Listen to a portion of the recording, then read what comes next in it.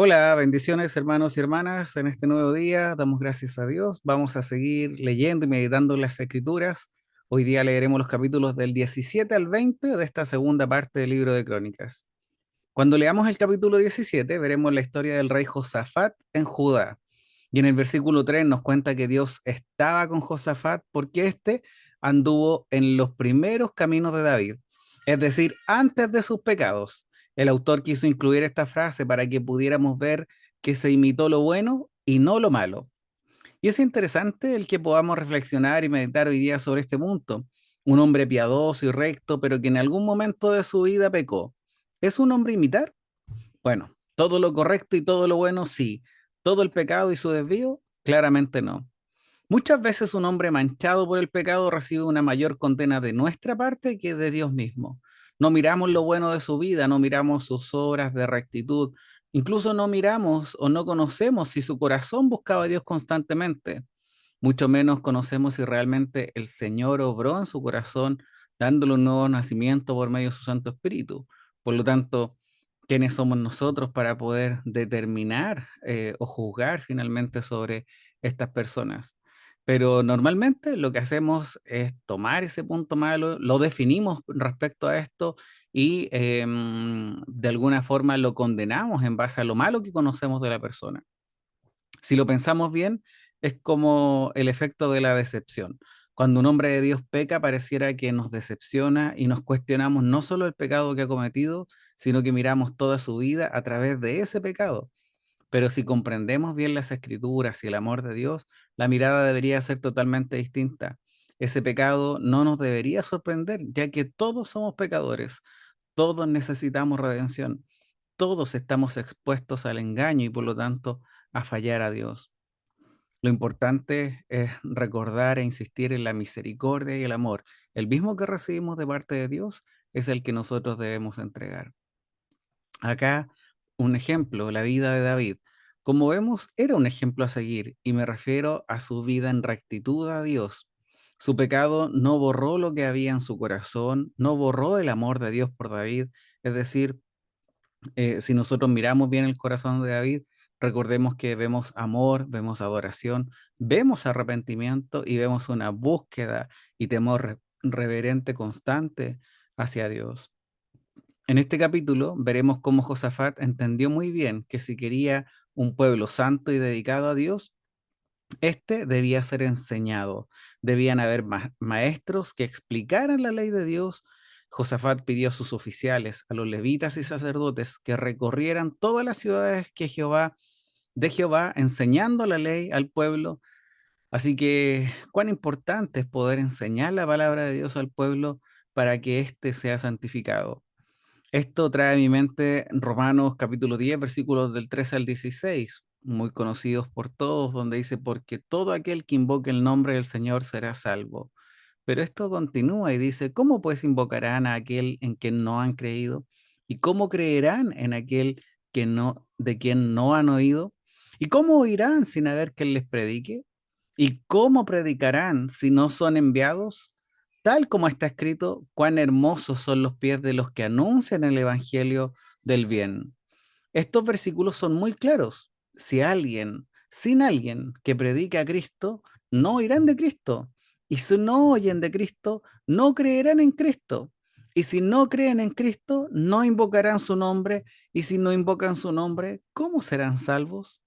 Por lo tanto, gracias damos al Señor por levantar predicadores que nos enseñen las escrituras por medio de una sana doctrina, una correcta interpretación, guiados por la revelación del Espíritu Santo. Esto también nos hace recordar la importancia que es que estemos orando constantemente para que el Señor envíe más obreros a su mies. Cuando leamos hoy día el capítulo 18, nos encontraremos con la historia donde Acab, rey de Israel, le pide apoyo a Josafat, rey de Judá, para ir a la guerra contra Ramot de Galaad. Josafat responde que antes de ir desea preguntar a Jehová. Vemos la historia donde 400 profetas de Acab les dice que vayan porque tendrán victoria, pero al contrario, el profeta verdadero del Señor, Micaías, dice que estos no tendrán victoria. Lo quiero invitar a que ponga atención al relato de este capítulo, porque veremos cómo los profetas falsos dicen, Suba, porque Elohim ha entregado en mano del rey. O también, así dice Jehová, con esto acornarás a los sirios hasta consumirlos. Y todos decían, sube a Ramot de Galaad y triunfa, pues Jehová la entregó en mano del rey. No sé si se da cuenta, pero sus dichos son similares a otros que hemos leído que sí son verdaderos profetas de Dios.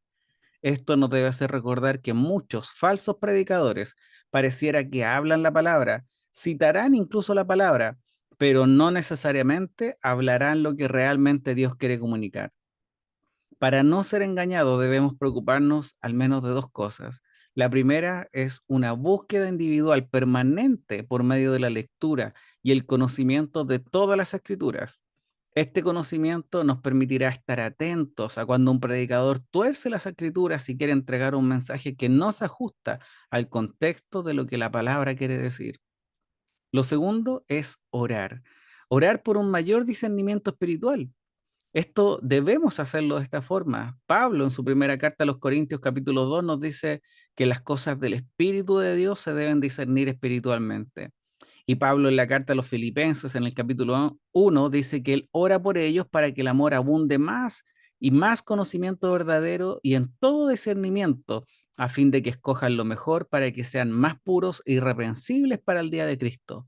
Por lo tanto, tomemos un mayor peso a la oración y oremos en esta dirección de poder tener un mayor discernimiento espiritual.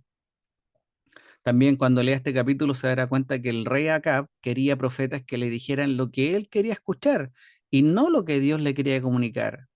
Hoy todos debemos cuidarnos de escoger iglesias en las cuales se predique lo que queremos escuchar en vez de la predicación de lo que Dios realmente nos quiere decir. Una iglesia conforme a la palabra de Dios tendrá como característica lo que indica la oración de Pablo que acabo de citar, un lugar donde el amor abunde, y no solo dentro de la iglesia, sino que sobre todo con las almas perdidas. También debemos considerar en una iglesia sana un lugar donde se hable sobre todos los atributos de Dios para poder tener un conocimiento verdadero y donde seamos enfrentados en nuestra pecaminosidad versus la santidad de Dios, de tal manera que nosotros podamos crecer en este camino y podamos realmente ser más puros e irreprensibles. Y estas son tan solo algunas de las características que deberíamos estar revisando constantemente en una iglesia conforme al corazón de Dios. En el capítulo 19 veremos cómo Josafat, así como se preocupó de enseñar la ley de Dios, también levantó jueces para que juzguen en medio del pueblo para su cumplimiento. En este nombramiento les insiste que sean temerosos de Dios en su juicio, sin aceptar sobornos y sin hacer acepción de personas.